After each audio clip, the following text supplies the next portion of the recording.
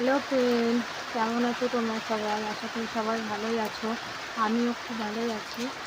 তো আজকে নতুন একটা ভিডিও নিয়ে চলে এসেছি। এই দেখো পটল, এই যে আমি এখানে কতগুলো পটল নিয়ে নিয়েছি।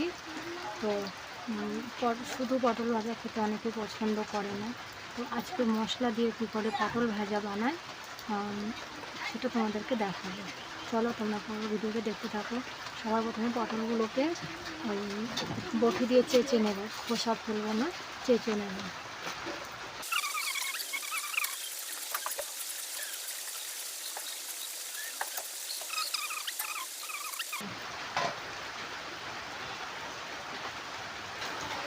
আর এই দেখো পটলগুলো কেটে জল দিয়ে ভালো করে পরিষ্কার করে নিয়েছি।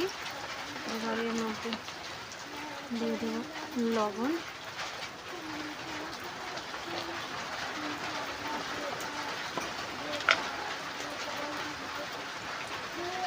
লবণ আর হলুদ দিয়ে মেখে নেব।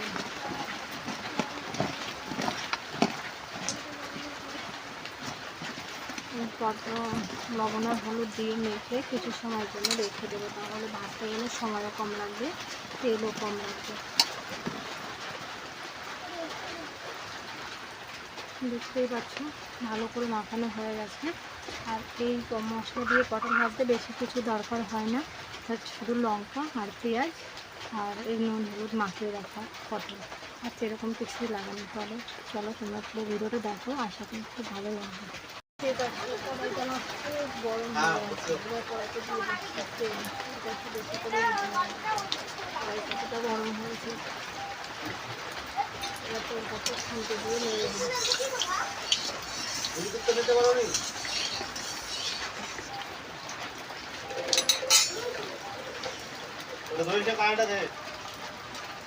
এবার এই যে পটল ভাজাগুলোকে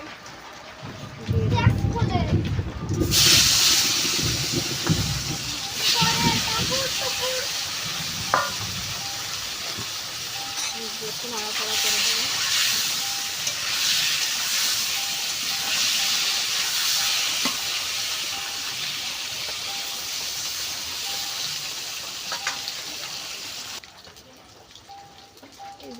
এই যে একটা থালা নিয়েছি, থালাটা দিয়ে আবার কড়াইটাকে ঢেকে দিতে।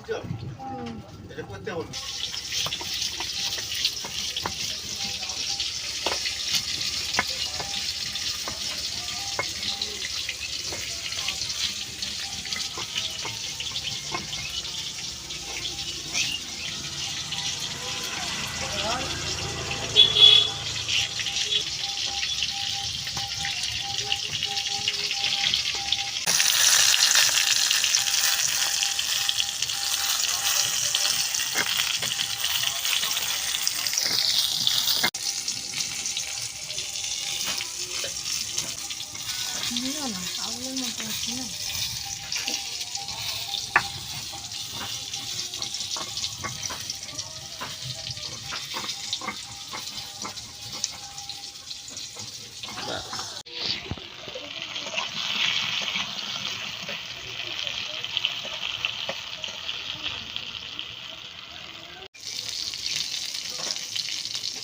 দেখতেই পাচ্ছ মোটামুটি আমার পটল ভাজা হয়ে গেছে। এবার মশলা যেটা আছে ওটা দিয়ে দেবো।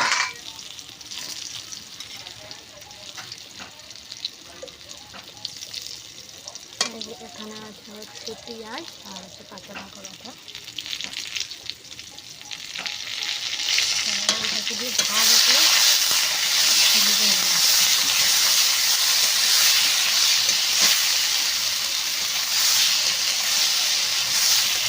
যারা খালি পটল ভাজা খেতে পছন্দ করে না তাদেরকে এরকম করছে, তারা 2 হাত চেটে খাবে।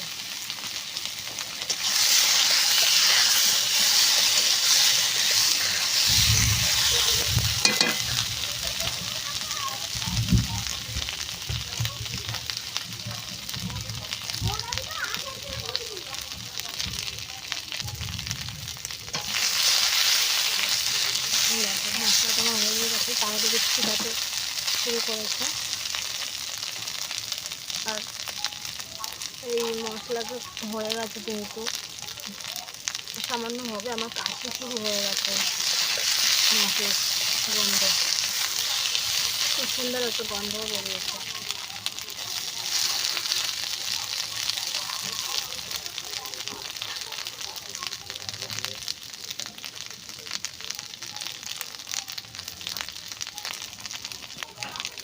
যেহেতু হয়ে গেছে সেহেতু মশলাগুলো একটু কড়াইয়ের গায়ে লেগে নিই, সব পটলের গায়ে লেগে আছে।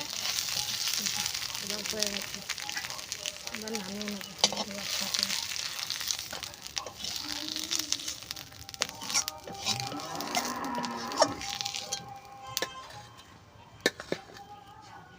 এই যে রেডি আমার মশলা দিয়ে পটল ভাজা।